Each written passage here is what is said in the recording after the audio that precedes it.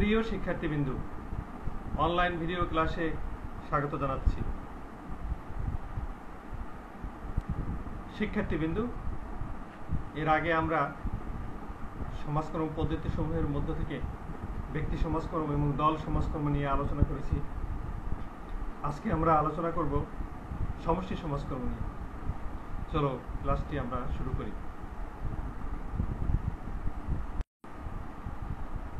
প্রথমেই আমাদের জানা দরকার সমষ্টি কি। সমষ্টি বলতে এমন এক দল মানুষকে বোঝায় যারা একই ভৌগোলিক এলাকায় সংঘবদ্ধভাবে বসবাস করে, জীবনের সাধারণ বিষয়গুলোর ক্ষেত্রে পারস্পরিক সমঝোতায় আগ্রহী হয় এবং মৌলিক চাহিদাসমূহ কতিপয় নির্দিষ্ট সামাজিক প্রতিষ্ঠানের মাধ্যমে পূরণে সচেষ্ট হয়।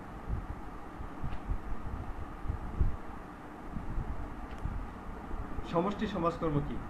সমষ্টি সমাজকর্ম হল আন্তঃদলীয় প্রক্রিয়া যা সমষ্টিকে সামাজিক সমস্যাগুলি বুঝতে এবং সেগুলো সমাধানে সমষ্টিতে প্রাপ্ত সম্পদ ব্যবহারে জনগণকে সহায়তা করে, যাতে সমগ্র সমষ্টিকে শক্তিশালী এবং সমষ্টির জীবনমান সমৃদ্ধিতে সহায়তা করে। সমষ্টি সমাজকর্মের উপাদানসমূহ। সমষ্টি সমাজকর্মের উপাদান 5টি। জনসমষ্টির চাহিদা ও প্রয়োজন, প্রতিষ্ঠান বা সংস্থা, পেশাদার প্রতিনিধি ও প্রক্রিয়া। জনসমষ্টি। সমষ্টি সমাজকর্মের মূল উপাদান হল জনসমষ্টি।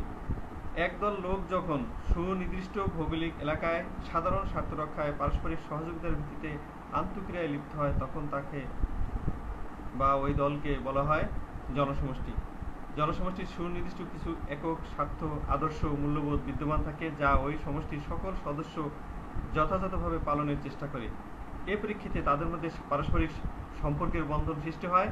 সমষ্টির মধ্যে যেসব বৈশিষ্ট্য পরিলক্ষিত হয় সেগুলো হলো সাধারণ স্বার্থ ও সাদৃশ্যপূর্ণ জীবনধারা, সামাজিক বন্ধন, আত্মীয়তা ও পারস্পরিক নির্ভরশীলতা ইত্যাদি।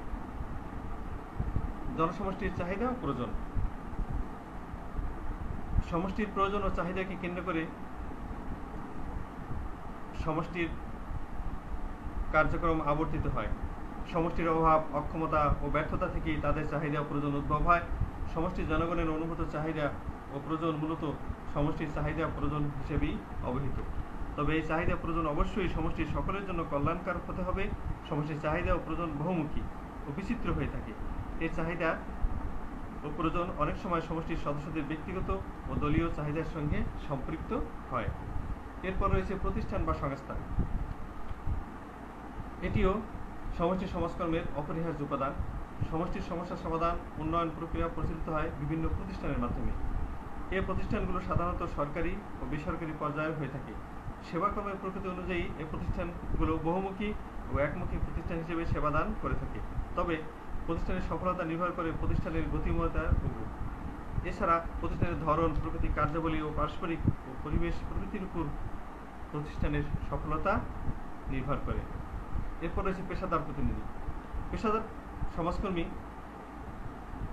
সমষ্টি সমাজকর্মের গুরুত্বপূর্ণ উপাদান। সমষ্টি সমাজকর্মে পেশাদার প্রতিনিধি বা সমাজকর্মী সাধারণত সমষ্টি সংগঠক বা উন্নয়ন কর্মী হিসেবে সমধিক পরিচিত। সেবা প্রতিষ্ঠান বা সমষ্টির চাহিদা ও সমস্যার প্রেক্ষিতে একজন সমাজকর্মী কখনো সমন্বয়কারী, কখনো সক্ষমকারী, কখনো উপদেষ্টা, কখনো সাহায্যকারী, কখনো প্রশিক্ষক, আবার কখনো সংগঠকের ভূমিকা পালন করে থাকেন। তবে একজন সমাজকর্মীর সেবা প্রক্রিয়ায় সফলতা নির্ভর করে তার যোগ্যতা ও দক্ষতার উপর। এরপর রয়েছে প্রক্রিয়া। প্রক্রিয়া বলতে সমষ্টির সমস্যা সমাধান বা উন্নয়নে ব্যবহৃত প্রক্রিয়াকে বোঝানো হয়।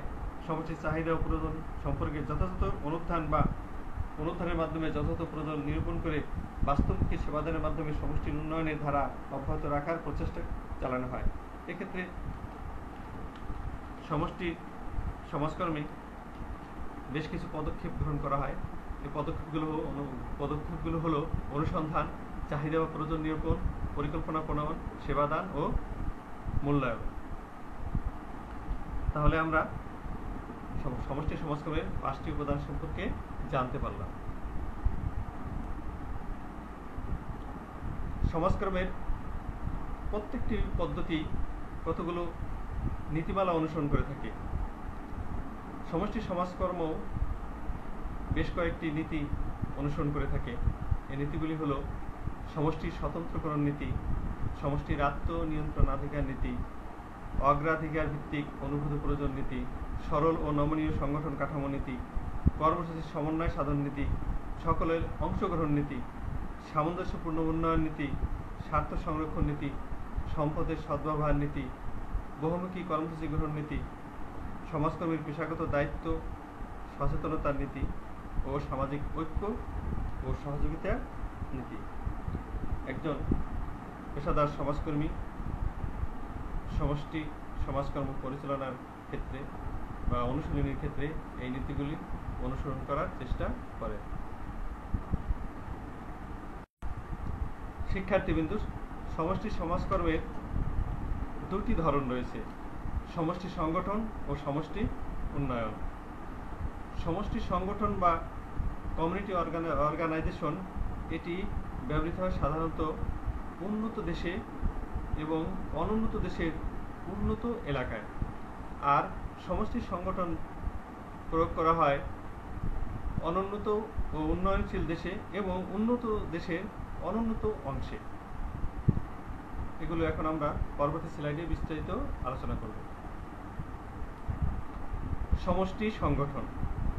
সমষ্টি সংগঠন হলো এমন একটি প্রক্রিয়া যা সমষ্টির চাহিদা বা উদ্দেশ্যসমূহ চিহ্নিত করে চাহিদা বা উদ্দেশ্যসমূহকে অগ্রাধিকার প্রদান করে এবং এসব চাহিদা বা উদ্দেশ্য অর্জনে আগ্রহ ও বিশ্বাস সৃষ্টি করে এবং সম্ভাব্য সম্পদ খুঁজে বের করে প্রয়োজনীয় কর্মপন্থা গ্রহণ করে এবং এসব কার্য সম্পাদন করতে গিয়ে সমষ্টিতে সমবায়িক ও সহযোগিতামূলক মনোভাব ও প্রথার বিকাশ ঘটায় এবং সম্প্রসারণ করে। সমষ্টি উন্নয়ন।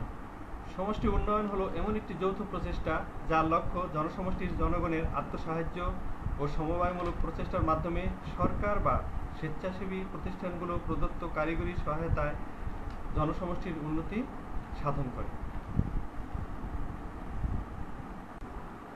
এবার আমরা কথা বলবো সমষ্টি সংগঠনের প্রয়োগক্ষেত্র নিয়ে।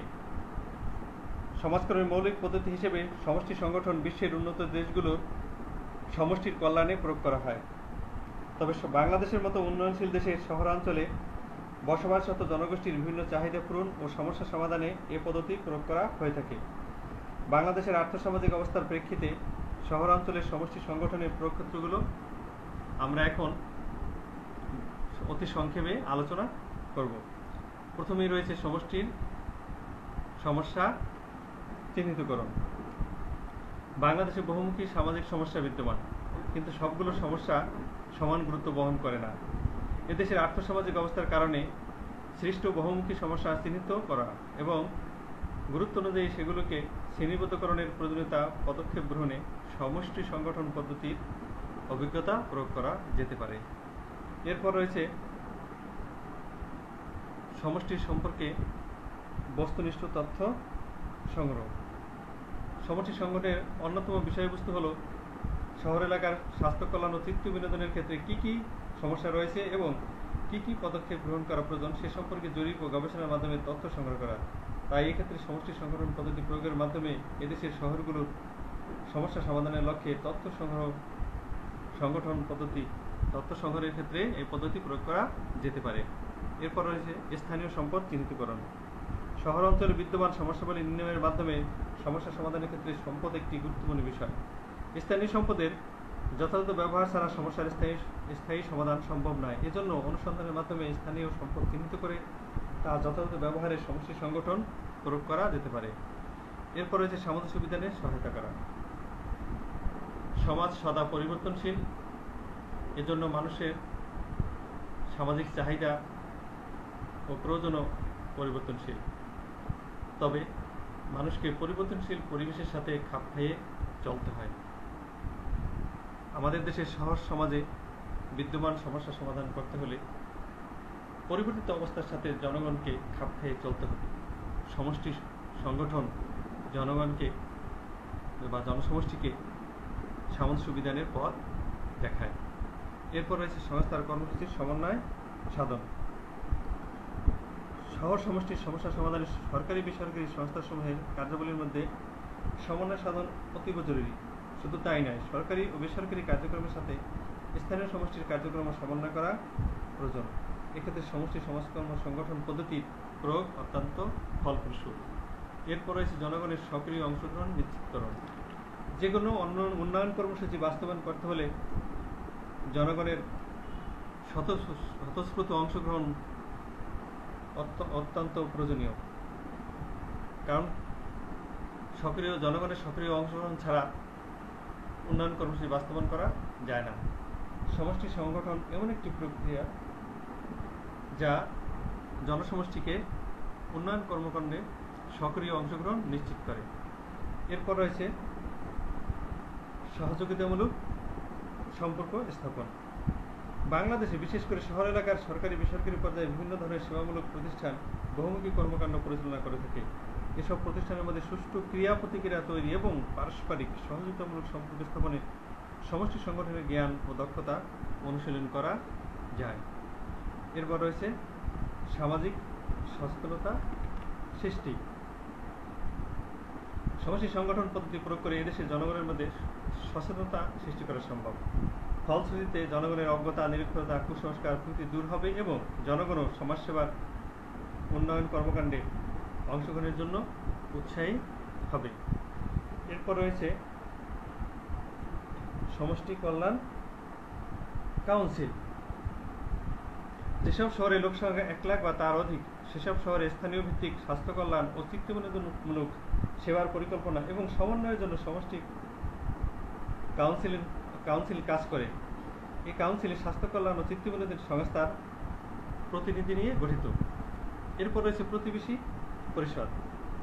সমষ্টি জনগণ নিয়ে গঠিত ও তাদের জন্য এটি কর্মকাণ্ড পরিচালনা করে।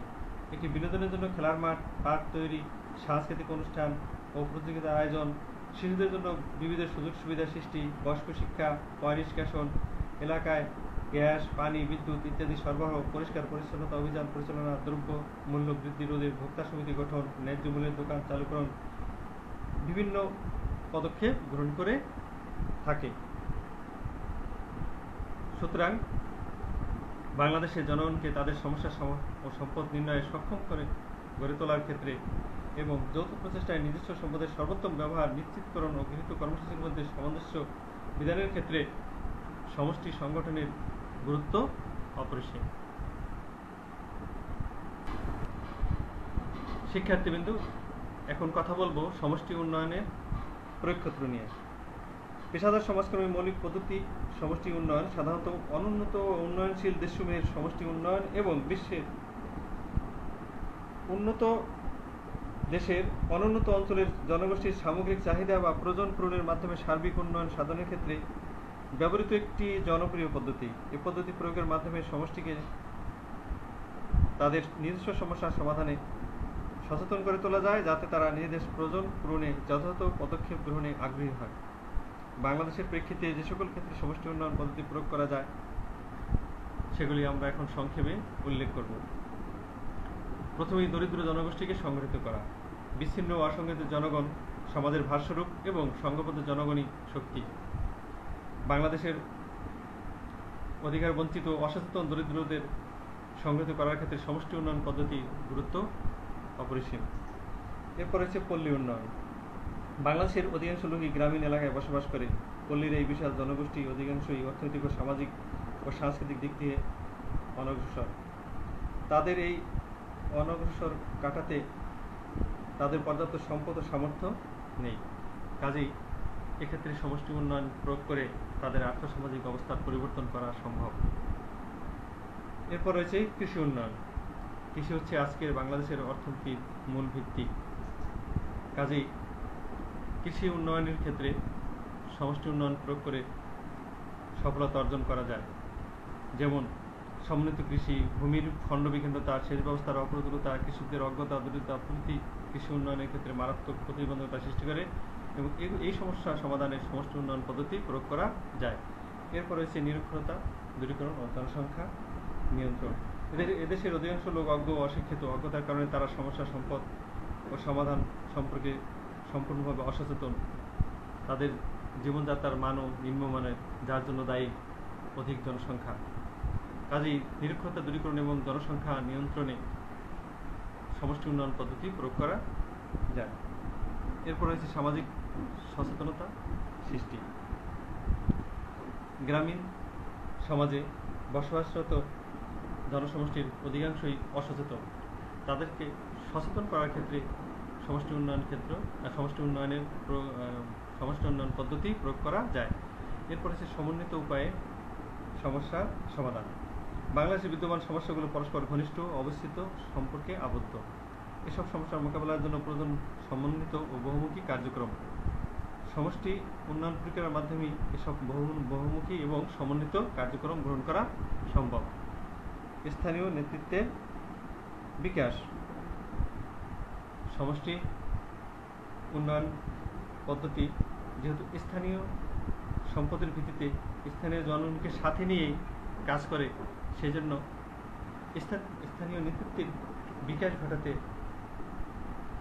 সমষ্টি উন্নয়নের ভূমিকা অত্যন্ত গুরুত্বপূর্ণ এবং এই নেতৃত্বের মাধ্যমে স্থানীয়ভাবে সমস্যার সমাধান করা সহজ। এরপর রয়েছে সমবায়ী মনোভাব গঠন। এককভাবে কোনো সমস্যার সমাধান করা সম্ভব নয়, এজন্য সমষ্টি উন্নয়ন পদ্ধতি সমষ্টির জনগণের মধ্যে সমবায়ী মনোভাব গঠন করতে সহায়তা করে। স্বাস্থ্যহীনতা এবং পুষ্টিহীনতা দূরীকরণ। সমষ্টি উন্নয়ন পদ্ধতি গ্রামীণ জনসমষ্টির মধ্যে সচেতনতা আনার মাধ্যমে স্বাস্থ্যহীনতা এবং পুষ্টিহীনতা দূরীকরণে সহায়তা করে। অংশীদারিত্বমূলক গ্রামীণ উন্নয়ন। বাংলাদেশের সমষ্টি উন্নয়নের গুরুত্বপূর্ণ ক্ষেত্র এটি। এক্ষেত্রে স্থানীয় উদ্যোগ ও সরকারি সাহায্যের সমন্বয়ে অংশীদারিত্বের ভিত্তিতে গ্রামীণ উন্নয়ন করা যায়, যেমন গ্রামীণ অবকাঠামো নির্মাণ, সামাজিক বনায়ন, সমবায়, কাজের বিনিময়ে খাদ্য কর্মসূচি, স্বাস্থ্য ও স্যানিটেশন প্রভৃতি উন্নয়ন সাধন করা সম্ভব। আত্মকর্মসংস্থানের সুযোগ সৃষ্টি। সমষ্টি উন্নয়ন পদ্ধতি জনগণকে সচেতনতা করে, তাদেরকে আর্থসামাজিক অবস্থা পরিবর্তনের পথ দেখায়, যাতে তারা নিজেদের সমস্যা নিজেরাই সমাধান করার জন্য আত্মকর্মসংস্থানের পথ বেছে নিতে পারে। কাজেই এক্ষেত্রে সমষ্টি উন্নয়ন পদ্ধতি প্রয়োগ করা যায়। শিক্ষার্থীবৃন্দ, একথা বলা যায় বাংলাদেশের সমষ্টি উন্নয়ন পদ্ধতি প্রয়োগে ব্যাপক ও গুরুত্বপূর্ণ ক্ষেত্র রয়েছে। গ্রাম ও শহর উভয় এলাকায় এসব পদক্ষেপ গ্রহণের প্রয়োজনীয়তা রয়েছে। এখানে উল্লেখিত বর্তমান বাংলাদেশের বিভিন্ন সমষ্টি উন্নয়ন কর্মসূচি বাস্তবে এই পদ্ধতি প্রয়োগ করে আসছে।